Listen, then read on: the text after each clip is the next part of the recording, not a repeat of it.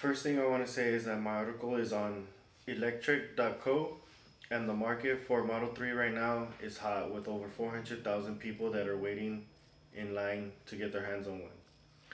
Now this article is on a used Tesla Model 3 that is listed for $150,000, MSRP of $56,000.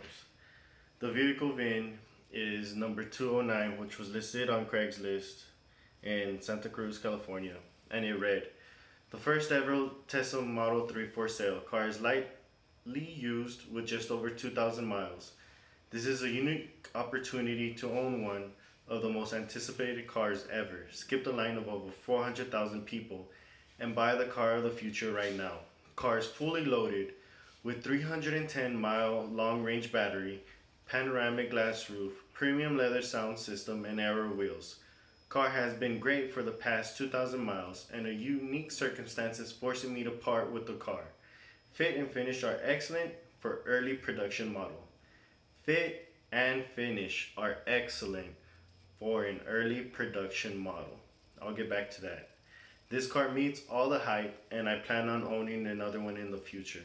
So the base price for this car is $35,000, and with a small battery, and that's with a small battery. So the range is a little bit more considering that this one has the extended battery.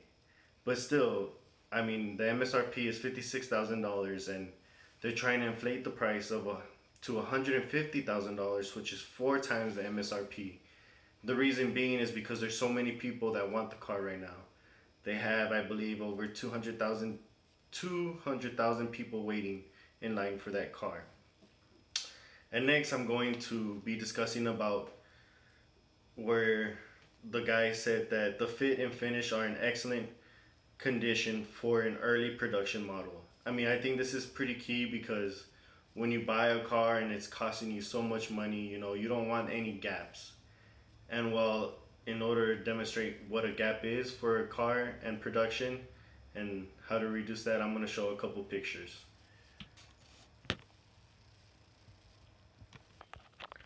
Alright, gap number 1. Right here, if you could tell, like the hood is not really aligned with the car. As you can see, it varies. This is like the variance. If it's 1 inch over here and 1.5 inch over here, the variation is 1/2 inch.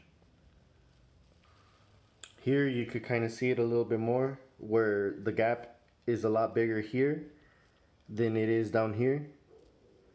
And that's not something that you want when you're buying a car that costs $56,000 MSRP.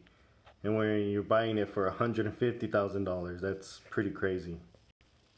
Now when you're looking at cars, you want it to look kind of uniform, you know, throughout, just like in this hood right here, with a little bit less variance. Now any car guy knows that any gap like that is kind of unacceptable. And if you're paying such a high price, maybe $150,000 for one of these cars, you wouldn't want to do that. But the type of people that buy these cars for that kind of price, 4 times the MSRP, is its competitors. I've heard of a competitor that bought a Tesla before it was shipped in Europe.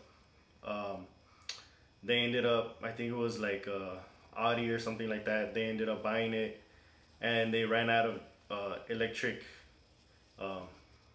power, and they were stranded in the road because Europe, in order to charge the car, it's completely different than here in the United States.